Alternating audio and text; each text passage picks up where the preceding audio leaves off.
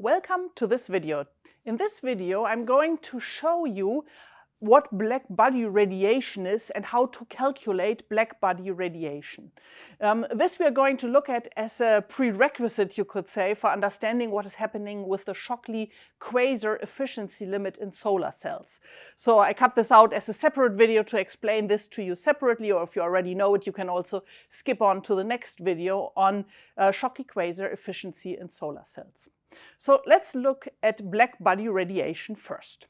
So an ideal black body is a body that absorbs all incident radiation and has a temperature-dependent radiation emission. And therefore, black body radiators have a different color with different temperature because they radiate differently if they have a different color. And this, I brought you this image here of a lava flow, and you can see that this lava flow has more yellowish regions and red regions further on the outside. And actually from this hot body here, the lava flow, you can estimate from the color what the temperature of the lava is. And for this lava flow, it was approximated that the temperature is 1000 to 1200 degrees Celsius in this lava stream. And you can see if it's closer to the surface, it cools off more, and therefore the color changes from yellow to red to black, and it's not visible anymore at some point in the visible range. So a black body is a hot temperature at a certain given temperature. It absorbs all incoming radiation and it emits radiation described only by the temperature value. The radiation of the sun corresponds approximately to a black body radiator at 6000 Kelvin. So we can approximate real objects like the sun or like the lava with a black body radiator. It's not perfect, this approximation, but for the sun it's actually a quite good approximation. And so approximately we can say the sun here behaves like a black body that is radiating at 6000 Kelvin. On Earth, on the other side, the absolute temperature in Kelvin is around 300 Kelvin. So if we have the sun now, we can look at what does the spectrum look like in terms of a black body radiator. And we will start once more with this spectrum. So I already introduced the measured spectra here. These are the measured spectra of spectral irradiance. That is the how much watt per meter squared per nanometer of wavelength interval is incident onto the Earth. And this is the reference spectrum that was given out, or the three reference spectra here. The AM0 for out in space. The AM 1.5 global is the reference solar spectrum if you're on Earth with an air mass of 1.5, like Middle Europe, for example. And global means you consider not only the direct radiation, but also radiation that is scattered by clouds and comes onto the surface. And then the AM 1.5 direct is the same thing, but without the diffuse radiation that is due to scattering. So these are the measured spectra for the sun. Now let's look at the spectrum of a black body radiator. And here this spectrum is described by the so-called Planck distribution. So for a radiator at a given temperature, like Ts for the sun, the Planck distribution describes what the spectral components are. And here I took this Planck distribution formulation as a function of the frequency f of light from the Shockley and Queisser paper, which is cited down here. And this is actually equation 2.6 out of the paper. So in this equation, we can see that the total incident light of a black body radiator or if you have black body radiation onto a surface, then the total incident light is given as a function of the frequency to the third power divided by this term exponential function of h times f, which is the photon energy of a single photon, divided by kt, which is the temperature related energy. K is the Boltzmann constant, T is the absolute temperature. And also then this is -1 here down here. And the whole thing needs to be multiplied with 2 pi times h, the Planck constant, divided by the speed of light squared, and also multiplied with the total surface area of your illuminated surface, A, if you want to calculate the incident power P. And the relationship of the frequency of the light is given by the speed of light divided by the wavelength of light. In terms of units, this P incoming here is given in watt. And this term LF here, which is the spectral irradiance, is here then given in terms of watt per meter squared per hertz. So this function here can all be summarized into the spectral irradiance, and then the spectral irradiance is in units watt per meter squared per hertz. Also, we are using here these different parameters: the absolute temperature, the Planck constant, the speed of light, the elementary charge Q we will use in a moment, and the Boltzmann constant K.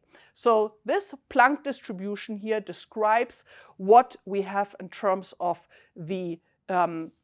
what radiation we have per wavelength interval, and then it integrates it all up to get the total incident power.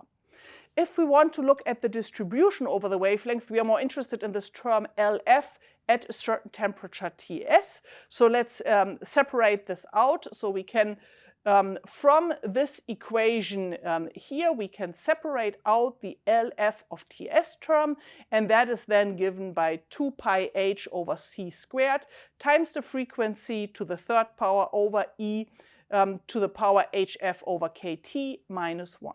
So from this general Planck distribution, we can calculate the spectral irradiance or find a description of the spectral irradiance.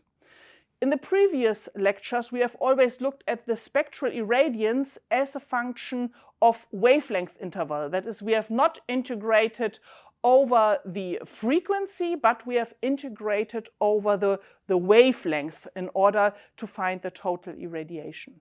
And I mean, to convert this, of course, we can convert frequency to wavelength, but we also have to consider that we are integrating here.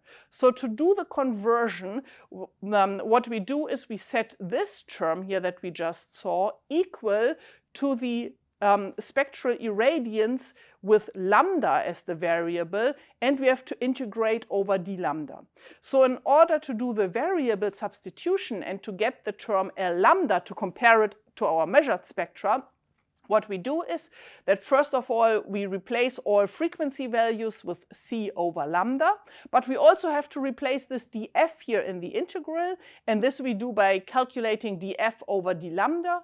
df over d lambda means we just have to take the derivative of this term here and get minus c over lambda squared, and then from this equation we know that the df is given by minus c over lambda squared d lambda. And this then we plug in into the equation here in order to get the lambda, the L of lambda at a given temperature. And so here you then see that if we plug in for the f c over lambda squared, then c over lambda, then we have here a c to the third power, and in the down here a lambda to the third power. And additionally, if we use this df term here, we get another lambda squared, so that in total we have lambda to the fifth power down here when we do the replacement. And also we replace this frequency f here by c over lambda, as you can see it given here. So if we want to plot the spectral irradiance as a function of wavelength, for a plane surface that is illuminated by black body irradiation, we use this formula given here. And this conversion approach can actually also be used for other types of spectra. So if we have any L of lambda given, so we know from measurements, for example, what spectral irradiance we have per wavelength interval, we can also go the other way and calculate from that what that means in terms of irradiance per hertz of frequency in order to sum up over all the frequencies. Or, of course, we could also convert this to an energy, so we can calculate how much spectral irradiance do we have per energy interval, and then do an integral over energy. This would also be possible. Okay, so in summary, this black body radiation is given by the Planck distribution. We have the two forms here. We can either sum the spectral irradiance as a function of frequency, or we can sum the spectral irradiance as a function of wavelength. And the two spectral irradiances are given down here, and they can be converted from one side to the other side. And the total power here is given in watt, while the spectral irradiance with frequency is given in units of watt per meter squared per hertz, and the spectral irradiance as a function of wavelength is given in units of watt per meter squared per nanometer, or in SI units watt per meter to the third power. So this value we will now use to calculate the spectral irradiance as a function of wavelength. And here you can see now the black body radiation calculated for temperatures of 4,000, 5,000 and 6,000 Kelvin absolute temperature. And this is just plugged in the formula down here. And then we get the spectral irradiance. And here note this is to the power 10 to the 4. So this means that here this value of 10 is 10 to the 10 to the 4th power. So this is 100 kilowatt per meter squared per nanometer in this maximum here at 6,000 Kelvin. And you can see here nicely now what the spectrum looks like. You also maybe already recognize that it looks quite similar to the sun spectrum. And we can see that depending on the temperature, the maximum is shifting to a shorter wavelength. This is also called the Wien shift. And also you see that the area under the curve, so that is the total radiation, is increasing. So here I calculated the integrals, and we see that for 4,000 Kelvin we get a total of 13.7 megawatt per meter squared. 5,000 Kelvin, 34.3 megawatt per meter squared, and at 6,000 Kelvin, 72.1 megawatt per meter squared. If we have a black body radiation in, you could see in this space, so we are at the black body radiator. So here we considered the black body radiation for different temperatures T that are around the temperature of the sun. If we are now looking back to the Earth, I told you that the Earth also has a temperature. Of course, we're not at 0 Kelvin here, but at around 300 Kelvin. So now let's look at what the black body radiation of the Earth looks like about. So this is plotted now for 300, 400 and 500 Kelvin. And what we can see is that at 300 Kelvin, actually this is this red curve here, the maximum of radiation is around a wavelength of 10 micron. So it's shifted out of the visible wavelength range, and due to this shift out of the visible wavelength range, we cannot see how things are glowing basically around us, because the eye is only receptive to the spectral wavelength range of something like 400 nanometer to 700 nanometer. So if I go one back here, so we see that this is 500 nanometer is the maximum at 6,000 Kelvin. So that means this wavelength, these objects here that have temperatures of 4,000, 5,000, 6,000 Kelvin, we can see glowing, we can see the radiation with our eye. While for these bodies here, we can see that at 500 Kelvin, it's it's still only going down to something like 2 micron here, so we cannot observe these temperatures. We can only observe higher temperatures with our eye. So basically, if we heat something up and it starts, we start to see that it gets reddish, that means that it has reached a certain temperature, which is higher than 500 Kelvin, because the spectrum then has shifted towards the visible wavelength range. Also here, we can integrate up what the total values are, and for 300 Kelvin, we see that we have a radiation of 409 watt per meter squared here. And so with this, we stop here, and we will talk in the next video of why these numbers are so huge and what we actually observe for our sun that is a black body radiator at around 6,000 Kelvin, what we observe of this radiation on Earth. So with this, thanks for watching. See you at the next video.